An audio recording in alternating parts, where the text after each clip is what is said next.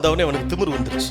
எல்லாத்தையும் அவன் மேலே போடவே மாட்டான், பணத்து மேலே தான் போடுவான். பணம் வந்தவனே ரொம்ப ஆடம்பரம் பண்ணுறார். பணம் வந்த பிறகு அவர் யாரையும் மதிப்பது கிடையாது. பணம் விட இந்த இறக்க குணத்தை பிடுங்கி தின்றுவிட்டது கிடையாது.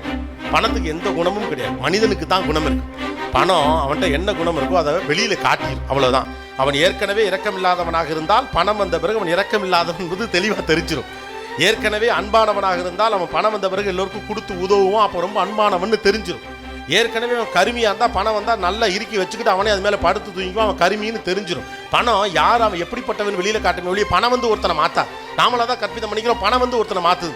பணம் வந்து எல்லாரையும் மாற்றினா இந்த உலகத்தில் தர்மவான்கள் லட்சம் பேர் வந்திருக்கணும், கெட்டவர்கள் லட்சம் பேர் வந்திருக்கணும். எதுவும் நடக்கலையே.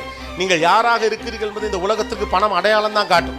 அப்போ பணத்தை பற்றின பெர்செப்ஷனே தப்புங்கிற மாதிரி வாழ்க்கை பற்றின பெர்செப்ஷனும் தப்பு இருக்குது. உங்கள் மனசுக்குள்ள கோபம் இருக்குன்னு வச்சுக்கோங்களேன், இந்த உலகத்தில் நடக்கிற எல்லாமே சரியில்லைன்னு பிரச்சனை வெளியிலே கிடையாது.